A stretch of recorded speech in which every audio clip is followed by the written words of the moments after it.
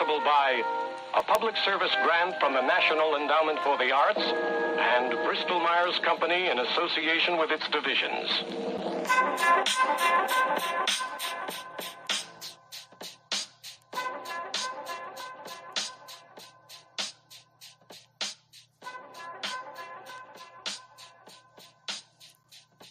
Yeah.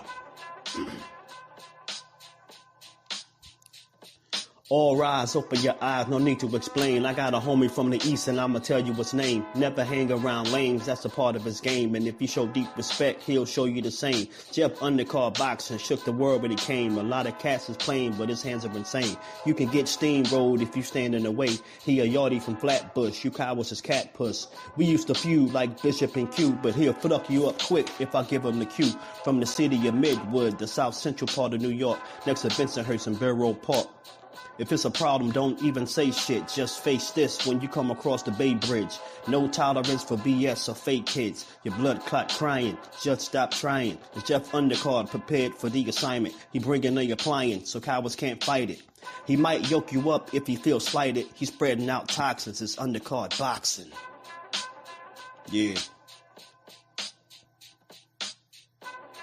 Mad love and respect to my brother, man.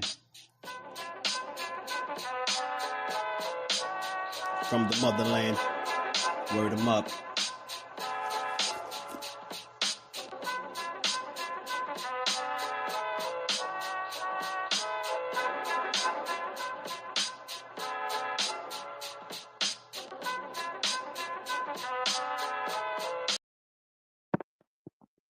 What's going on, fight fans? This shit got undercard in boxing.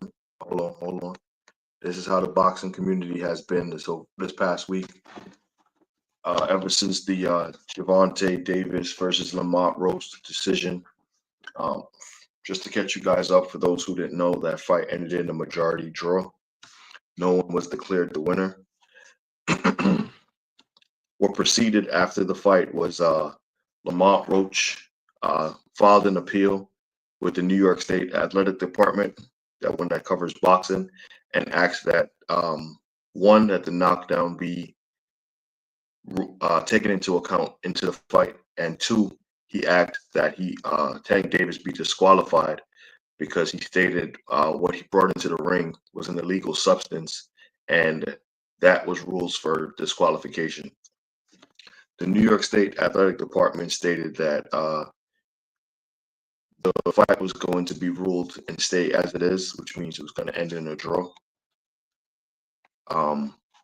So no one was declared the winner. Tank Davis keeps his O intact, and Lamont Roach adds another draw to his record. There has been a lot of conversations. I'm not sure if it is confirmed that they were able to come to an agreement about a possible rematch, Lamont Roach versus Tank Davis Part 2, sometime in the summer. Not sure if this is confirmed that they had gotten to an agreement, but it was being discussed as the possible next fight. Now, what people don't know is that with boxers, they usually have their fights set up in advance. Win this fight, this is your next fight. Win this fight, and this is your next fight. And from the outside looking in, you can see that Tank Davis and his team also had a plan for him. The Lamont Roach fight was supposed to be a tune-up fight to keep him busy while the other active champions at 135 were fighting. That includes Shakur Stevenson. Vasily Lomachenko was not able to fight because he hurt his back and was contemplating retirement, but Vasily Lomachenko and the new champion at the 135 division, Keyshawn Davis.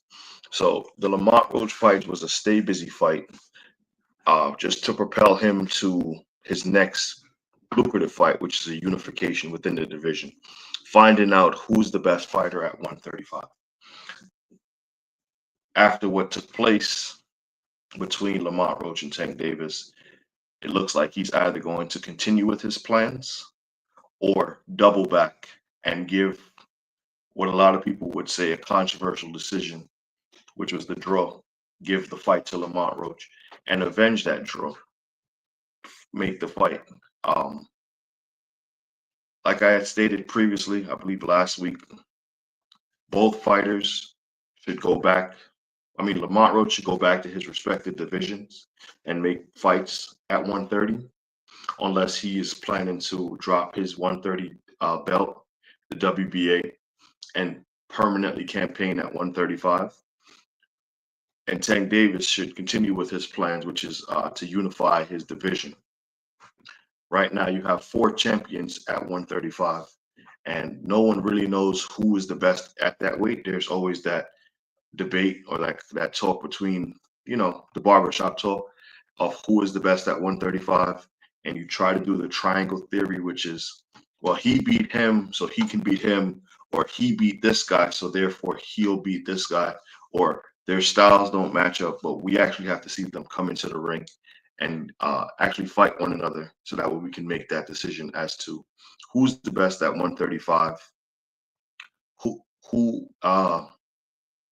and because there's a lot of moving parts. You have prospects that are coming up that want to fight champions, and when you are a champion at a weight class, you also have a mandatory obligations for whatever sanctioning body, whether it be the WBC, WBA, IBF, or WBO. A champion can be challenged by a mandatory challenger, lose that fight, and then we never get to see the potential fight that we wanted in certain weight divisions. So it's kind of, you have to get to those fights now rather than later, because time waits for no one. Vasily Lomachenko is the only fighter. What's up, Bruce Gas, Boxing and Jazz and More? Salute to you, my brother. Vasily Lomachenko is the oldest champion at 135, followed by Gervonta Davis, followed by Shakur Stevenson, and then followed by Keyshawn Davis.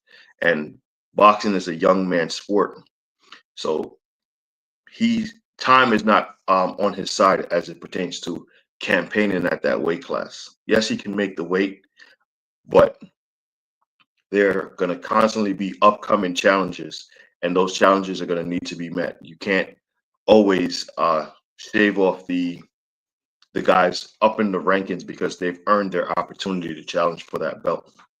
Whether it's Shakur, whether it's Keyshawn, whether it's Lomachenko, whether it's Gervonta Davis, each of those guys have to fight their mandatory challengers unless they're unifying the belts. So right now, it seems like the perfect time. Instead of going into another rematch with Lamont Roach and giving us a second fight, even though more people are going to want to see the second fight because of the outcome of the first one, I think that fight can still wait. I think if Lamont Roach goes back to 130, defends his belt, unifies his belt, moves up to 135, and wants to fully campaign at 135 and challenge Gervonta Davis in a rematch or just a secondary fight altogether, I think that would be great for boxing. I think that the promotion will be great. I think the added incentive of that fight to go into an immediate rematch right now, it only serves a few people who want to see Gervonta Davis take a loss and who want to see if Lamont Roach is really as good as he says he is. Lamont Roach gained a lot of followers. He became the hot guy in boxing overnight. After his fight with Gervonta Davis, he's been called out by Shakur Stevenson, Keyshawn Davis, Pitbull Cruz. Like, he has the world at his feet right now. And I think, yes, you're going to make a lot of money fighting Gervonta Davis once again, but you're out of your weight class. So now you're going to spend another training camp campaigning at 135 when you're a 130 pounder. And what's going to happen when you've now held that weight, fought at that weight, back to back 2 times? Because eventually the WBA will tell you that you have a mandatory challenger at 130 to fight. And if you don't fight that fighter, you're going to be stripped of your belt. So now you fight Gervonta for a second time, win, lose, or draw. You're still a belt holder at 130. What are you going to do when that decision comes? That's why I said it should be him to go back to 130. He can unify those belts, become a unified champion at 130. Say, you know what, this weight class I'm cool with. I'm gonna go up and campaign at 135. That's going to be my new weight class, and I'm going to not only fight at that weight class, but my target fight is that 135 fight with Gervonta Davis. Maybe it's two unified champions fighting. He becomes unified at 130. Tank unifies at 135, and he moves up and gets that immediate shot. And instead of fighting for one belt, the WBA, now he can fight Tank for two belts. I just think that's a smart way of maneuvering through boxing. Everyone gets to win. Lamont Roach gets to show us his skill set in his weight class, where with his punching attitude, his skill set, how he was being very defensive responsible and throwing his shots. You know, he can make a bigger and better fight at 130. Not to say that Tank Davis is the big fight, but a lot of people were unknown of Lamont Roach. They know now, but they only know from one fight, which is the Tank Davis fight. I think people would want to see him main event his own card against another challenger or champion at his weight class, look spectacular, do exactly what he did versus Tank, and then that fight gains a lot more buzz. Yeah, and I know that people will be like, well, what happens if he loses at 130? Or what happens if he doesn't look as crisp, as sharp? That's the fight game. You know, every single time, every day, every time they step in the ring, the unknown is happening. Can happen. We think that just because they step through the ropes and we know who's the better fighter, doesn't always play out that way inside the ring. You can have an off night. You can break something. You can get a head clash. You can, get cut over your eye. It could be a stoppage because of, there is a multitude of things that can happen within the boxing ring. And that's why we enjoy watching the fights, going to the fights, and paying to support those fighters.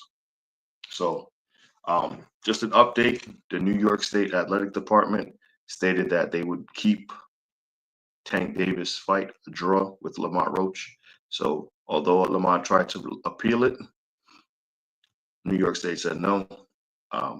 Is there a possible rematch? They've been talking about it. I would love to see it. I think it would be. I would like to see it, but I don't want to see it next. So let me just keep on point to what I'm saying. I wouldn't want to see the rematch next. I would like to see both guys continue on their trajectory path of how they were possibly going to move after that Tank and Lamont Roach fight, and then come back and see each other after. That's just my opinion. Obviously, these guys can do whatever they choose to do. I'm just giving you guys my opinion. What else? We had Turki Al-Sheikh form a new boxing organization with Dana White and I believe WWE president. Was WWE or UFC? No, WWE. Signed a new group called TKO Promotions, where they're pretty much saying they want to do exactly what Top Rank does, which is build fighters from the bottom up. They want to be involved in the boxing business. I know Dana White has always stated he wanted to get back into boxing. Now with Turki Al-Sheikh is, I guess, the money. Dana White as the person who can capture the events, and the WWE guy who can, I don't know, stage the fights. I don't know.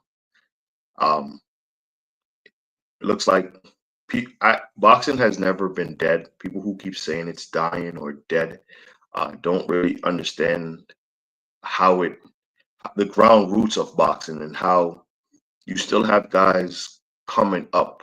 What the problem is, we're so busy looking at the guys at the top that we think that underneath nothing is happening. There are plenty of people still in the amateur system, still competing for the Olympics, still going on, these tours around city to city, fighting boxing week after week, month after month, not getting paid, no sponsorships. This is not like college where they have an NIL deal and they're getting money to fight. They're fighting for the love of the sport, and to one day eventually turn pro and make their money that way. So if boxing is dying, then the system would also die. The tournaments would die. People would not be going state to state, traveling, fighting. Look at Calvin Ford and how much young amateurs he has coming up in his rankings, and how different, going from state to state to fight. If boxing is dead, then the cycle and the pipeline ends as well. Boxing is definitely far from dead. What it is boxing has always been global, and everyone just wants it to be, look at me, look what I'm doing.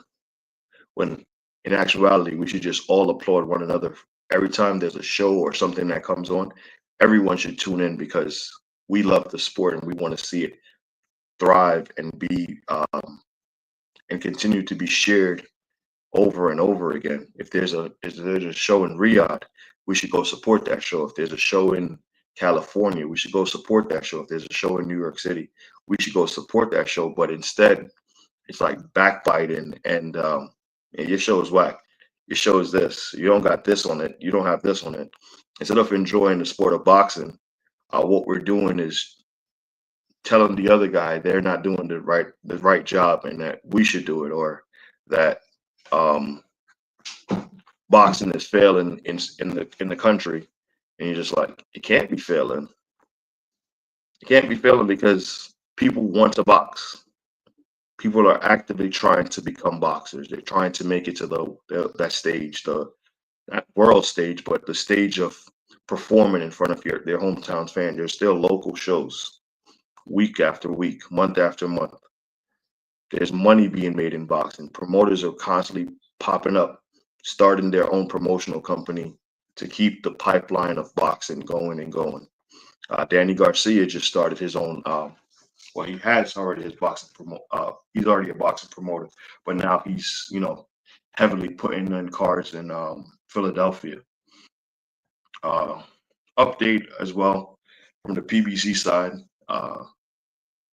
Sebastian Fundora will step back into the ring. I believe it's March 22nd on a non-pay-per-view PBC card on Prime TV, on Prime Video, excuse me.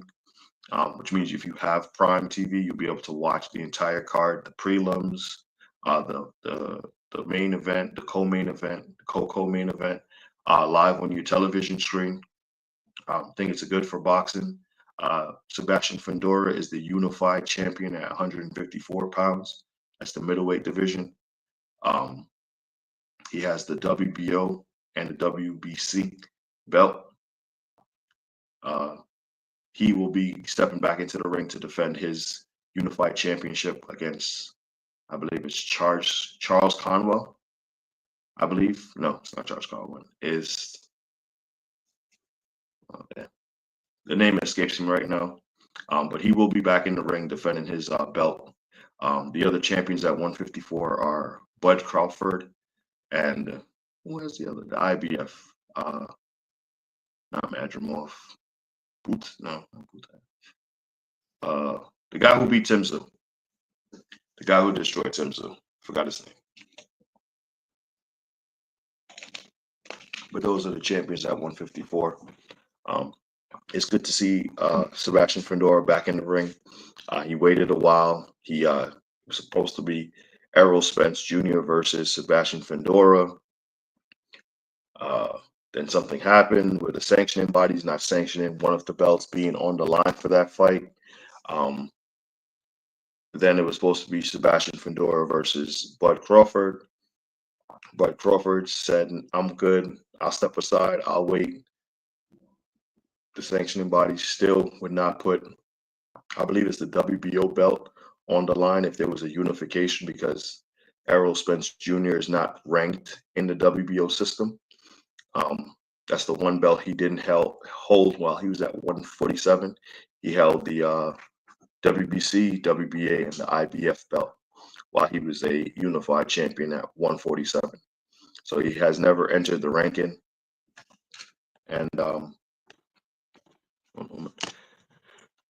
so Sebastian Fundora will step back in the ring, I think, after a year layoff and defend his unified belts. think it's just a good fight for boxing. It's a good, solid card. You don't have to pay for it, so you get to watch it as long as you have Prime TV. Um, what else is going on? The state of boxing. You got Turkey El Sheik throwing shade at some of the boxing promoters, not wanting their belts to be displayed during Riyadh season. Good show, bro. Listening traffic. Thank you, Bruce Gas. I'm just trying to go over some of the things. I try to stay out of the whiny stuff, which is the people complaining about what Tank is doing, what Lamont is doing. Boxing is in a great place. The reason why we're so enamored with the results is because we thought we saw something and now we did it. So now, it's like, do you go and correct yourself or do you just keep running with the narrative? I just enjoyed the fight.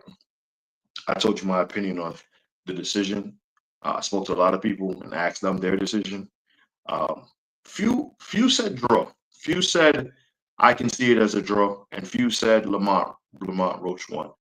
I didn't hear much people say that Tank won the fight, or Tank, was the winner, or the clear winner, or the fake, like he won outright. But I feel like it just gives people, whether you're a casual fan, whether you're a hardcore fan, whether you're someone who only tunes into certain people when they fight, it's giving the people the right perspective. And I feel like now it's flooding people back to boxing. Now, do they have an understanding of the politics and things that goes on, or the side negotiations, or the make a deal, don't make a deal, contracts?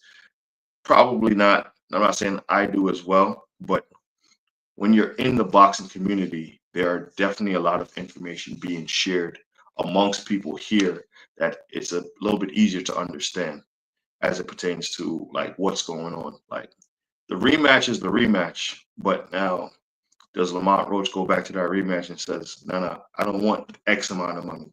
I know what I did to this cat. I want this amount of money. And then therefore that stops the rematch from happening because someone has now changed the goalposts of how much money they should be making. We want to see the fight. You want to see the fight. We want to see the fight. But that's not necessarily how things go in the state as it pertains to boxing. Boxing is the wild, wild west. You can have a fight scheduled for today and it be canceled tomorrow. And no one has to explain anything of why it happened. And you just have to surmise or hear little whispers from different places as to what took place. And unfortunately, you as the consumer, that's it. Okay, so I don't care if you bought tickets and a hotel and a plane ticket. It's canceled. Figure it out. Enjoy your time in New York. Enjoy your time doing something else. We also have the return of Keith One-Time Thurman returning to the ring March 12th. I believe it's in Australia, fighting Brock Jarvis at his newfound weight, 154. One thing you have to love about Keith One-Time Thurman, the former unified champion at 147, is that Keith will always talk his shit. Is he unified? Yeah, he beat Danny Garcia for unification. Yeah, that was a great fight too. Keith Thurman will always talk his shit. I think this is a make or break fight for Keith One-Time Thurman versus Brock Jarvis, a name that people are probably not too familiar with. But Keith wants to continue his legacy in boxing at the 154-pound division. I think he aspires to not only make and fight good fights, but he also wants to be champion at 154. He was supposed to fight Tim Tszyu, but got injured and had to pull out, leaving the way for Sebastian Fundora to get that fight. And the fight ended with Sebastian Fundora winning. So Keith Thurman supposed to fight Tim Tszyu. Things happen, and now he's trying to get himself back into the ring, fight Brock Jarvis. And if he beats Brock Jarvis, supposedly he's supposed to fight Tim Tszyu. Tim Tszyu's coming off a 3 knockdown loss versus What is that guy's name for the IBF? Oh man, cannot remember that. The 154-pound IBF champion for boxing. But when it comes to me, I'll make sure to put it in the chat or put it in the comment section of the replay. But yeah, Keith Thurman is back. It's gonna be I'm also gonna post where you can stream this fight or watch this fight. The 12th, I believe, is like a Wednesday, but Australia's like a day behind, so it'll be our night, but their morning, something like that. But we'll be able to watch it, see how Keith Thurman looks in the ring. He's had an extended layoff, Keith one-time Thurman, but let's see if he has anything in the tank. I think everyone's excited to see Keith back in the ring, win, lose, or draw. We knows what he contributes to the sport of boxing. We knows he moves the needle whenever it's time for him to fight. And I think it's Bakram Maltazaliev. There we go. Man, that name. Maybe it's the name. It's a tongue plus twister times two. Yeah, Bakram Martuzaliev is the IBF champion at 154. Right. So Bakram Maltuzaliev, Bud Crawford, and Sebastian Fundora. Those are your champions at 154. Keith Thurman will step in the ring. We'll see what he got. We'll see if he looks old in there. Let's see if it's time for him to hang it up. Or can Keith have one of those, one career at 147 and a new career at 154? Because we want Keith Thurman back in the ring. Keith Thurman versus is it Jamal? I keep forgetting these guys' name. The brother at 154, Jamel or Jamal Charlo, would be a great strap. A lot of shit talking, a lot of hands being thrown. Depending on how Keith Thurman looks in his next fight, the possibilities are endless moving forward for Keith one-time Thurman. And I think that's great for the sport of boxing. I know that these guys do not like to be on the shelf. I think we also had a little bit of updates on Lubin returning to the ring. Erickson Lubin, another player at 154, I think fighting a title eliminator. Boxing and PBC are moving. DAZN is moving. Top Rank is moving. There's a lot of cards coming out. I will make sure to try to post them on the community page. Some updated news too that I don't know if anyone either cared or wanted to know, but Clarissa Shields dropped her WBO title after becoming undisputed at heavyweight. I'm not sure for what was the reason. Maybe she just wasn't ready to fight her mandatory challenger, or she just released the belt so someone can fight for it. Then she can fight the winner and then become two-time undisputed at heavyweight. It's a playbook as old as time. Floyd Mayweather used to do that as well. He would have the WBC belt. He would drop the belt. That person would either be elevated or fight for the belt, become champion. And then Floyd Mayweather would fight that champion, beat that champion. And then it would be, he is the new WBC belt, champ holder, even though it was his belt that he vacated to allow the other person to fight. So, these games are constantly being played in boxing. There was some talk about getting rid of all of the sanctioning bodies and eventually moving to a one belt system per weight class. And I feel like that's what it originally was back in the day. Where we are now in our current time, I like the different champions. I just wish that the champions would eventually want to fight one another and find out who's the best champion. Maybe 3. And if we get rid of any belt out of the boxing, it's be the WBC. Mauricio Suleiman. Pack your bags. Go stand outside.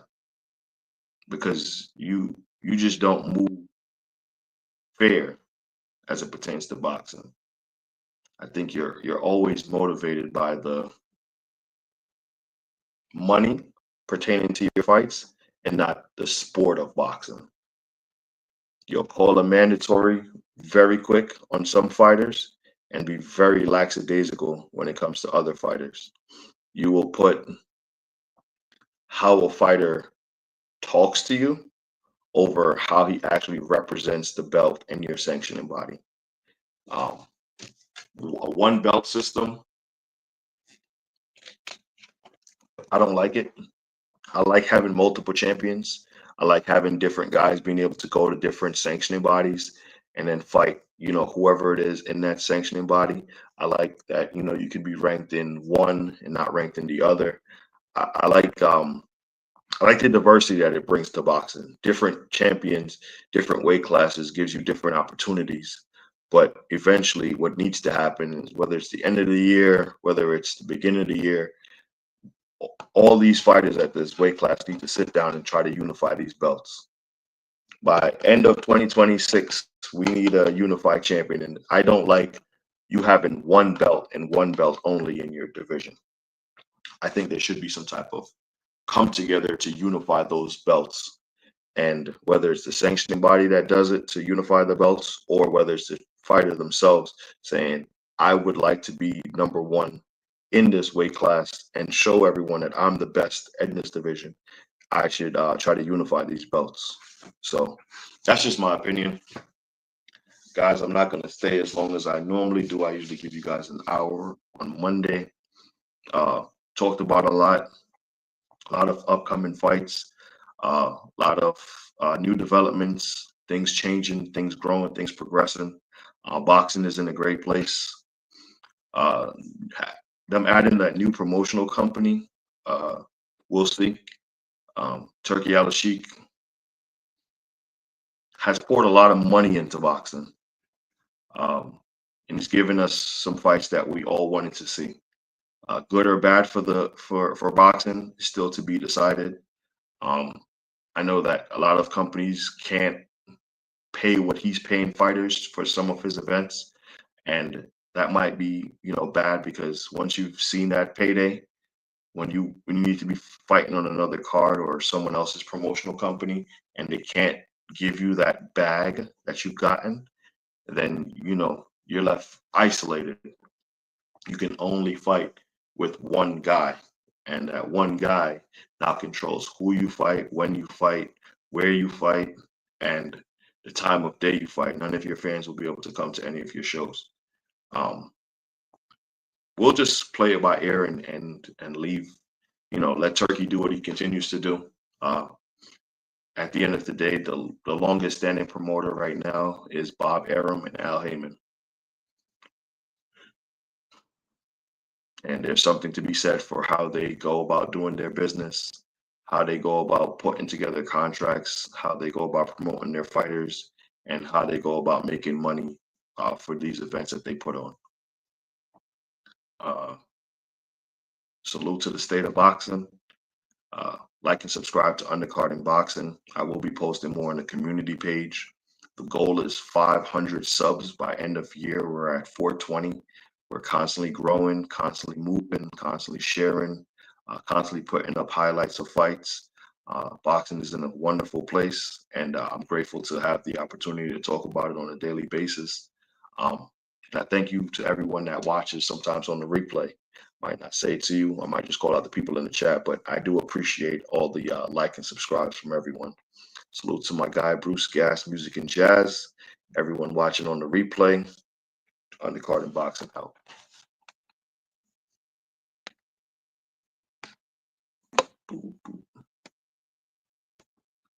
Oh, my leg.